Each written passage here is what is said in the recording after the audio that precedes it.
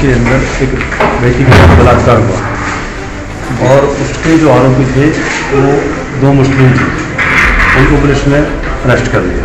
अभी 3 दिन पहले वो छूट कर आए जमानत पर और उन्होंने उस परिवार को धमकाने का काम किया और फिर जब वो नहीं भयभीत हुए तो उन्होंने उनकी गोली मार कर हत्या कर दी।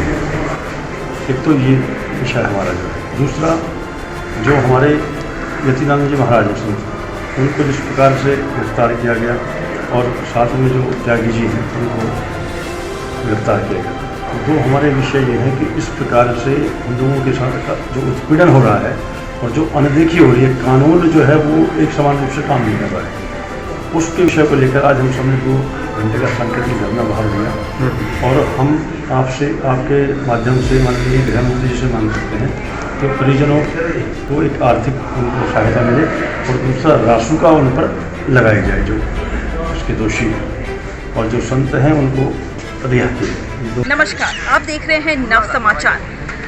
जिहादियों द्वारा सुल्तानपुरी दिल्ली में हिंदू बहन के बलात्कार और उसके भाई की नृशंस हत्या के विरोध एवं संत यति नरसिंहानंद जी के त्यागी जी की गिरफ्तारी के विरोध में यहाँ 2 घंटे का धरना प्रदर्शन अधिवक्ताओं द्वारा और समाज सेवाओं द्वारा किया जा रहा है। आइए इनसे बात कर लेते हैं। सुल्तानपुरी दिल्ली में जो लड़की के साथ दरिंदगी हुई और उसके भाई की नृशंस हत्या कर दी गई, क्या कहेंगे इस बारे में?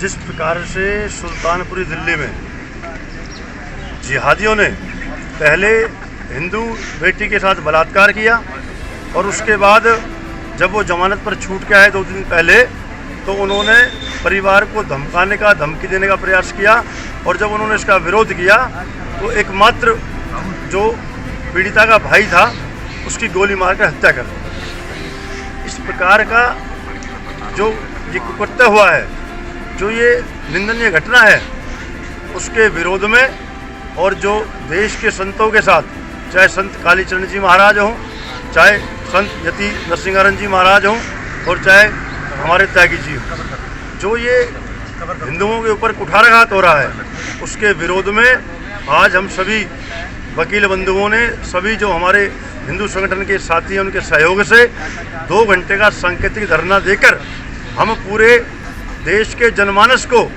आपके चैनल के माध्यम से पूरे देश के हिंदुओं को ये बताना चाहते हैं कि इन जिहादियों के साथ जब तक हम सख्ती से पेश नहीं आएंगे और जो हमारे देश का कानून है, माननीय गृह मंत्री जी से हम मांग करते हैं कि इन बलात्कारी और हत्यारोपी जो ये जिहादी हैं, इन पर रासुका लगाई जाए और जो पीड़ित परिवार है उसकी आर्थिक मदद भी की जाए।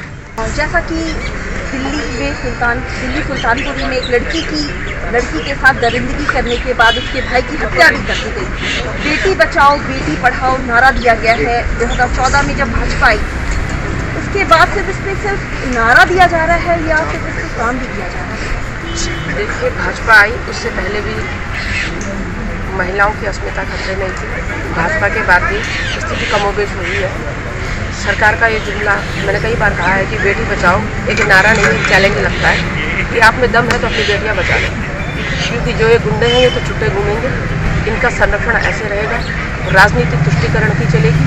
और जब किसी धर्म विशेष के लोग होंगे, क्योंकि मुस्लिम लोगों के उन्होंने बड़ा प्यारा जुमला आप लोगों ने निकाला हुआ है, मीडिया की देन है ये धर्म विशेष, बाकी और तो मैंने कहीं सुना नहीं है।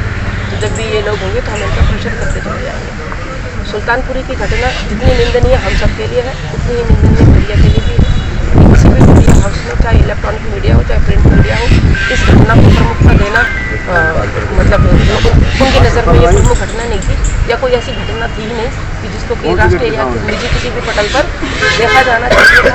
चुनावी दौर में जो है एक महिला की पीड़ा, उसके भाई का जो सर्वोच्च बलिदान है, मैं तो यही मानूंगी कि अपनी बहन के मान सम्मान के लिए अगर किसी भाई की हत्या कर दी गई है तो अपनी बहन के मान सम्मान के लिए उसने अपना सर्वोच्च बलिदान दिया है, उसको भी अनदेखा कर दिया। लेकिन ना तो ये दिल्ली की पहली घटना है और ना ही शायद अंतिम घटना है। इससे पहले हम त्यागी की घटना को भी भूल गए हैं। एक बात बेटी के साथ किस प्रकार के कांड और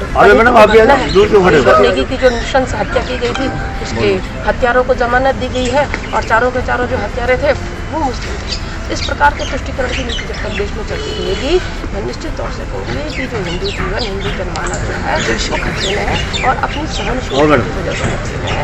और कहीं न कहीं आप उसको मान करके चलिए, इस वक्त जो मेरी बहुत ज़्यादा पीड़ा है वो इस वजह से है कि लोकतंत्र का जो चौथा स्तंभ है, जब कुछ नहीं होता है तो समाज मीडिया की तरफ देखता है।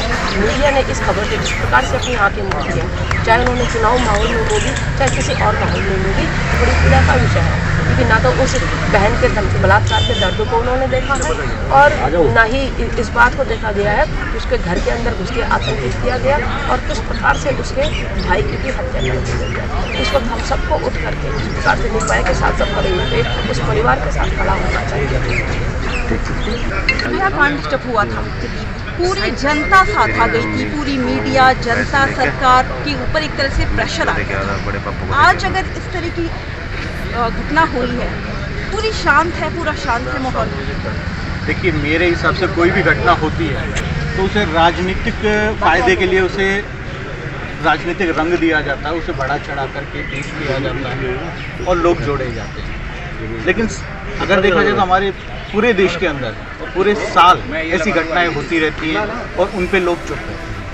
अगस्त में उस बिटिया का बलात्कार होता है, आरोपी पकड़े जाते हैं, 3 दिन पहले आरोपी जेल से आते हैं, पैरोल पे आते हैं, बेल पे आते हैं और उसके बाद में वो घर जा कर के तलवारें लेकर के धमकी देते हैं और उसके बाद में वो बाहर बीच बाजार गोली मारते हैं।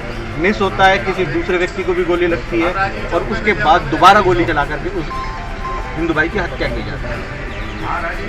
आज अगर हम देखे जाए तो हम सुरक्षित कहाँ हैं? सरकारें आती हैं, कहती हैं कि अगर हम आए तो हिंदू सुरक्षित होगा, हम आए तो हिंदुओं के साथ ये होगा, हम आए तो हिंदुओं के साथ हम ये करेंगे। लेकिन हिंदू आज सुरक्षित कहाँ है?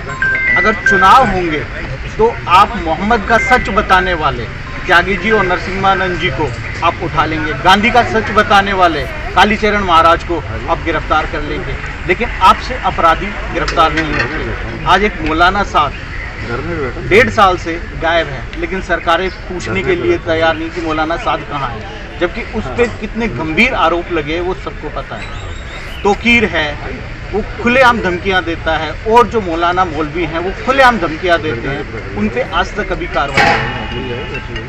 हिंदू एक सॉफ्ट कॉर्नर है जिसे कोई भी सरकार आती है अपने वोट बैंक के लिए उसका इस्तेमाल भी करती है और दूसरे वोट बैंक को साधने के लिए उसे कुछ भी करती है। चाहे कोई भी राजनीतिक पार्टी हो, उनका यही काम रह गया है। तो यहाँ पे आपने देखा अधिवक्ताओं द्वारा, समाज के समाज सेवियों द्वारा दिल्ली में जो घटना हुई, दिल्ली सुल्तानपुरी में जो घटना हुई, उसके लिए यहाँ पे 2 घंटे का सांकेतिक धरना प्रदर्शन किया जा रहा है। अब ये देखना होगा कि सरकार इस पे कितना अमल करती है, लड़कियों के लिए कितने कठोर कानून बनाती है, ये तो आने वाला समय बताएगा। तब तक के लिए देखते रहिए नव समाचार, बेबाक खबर हर समय।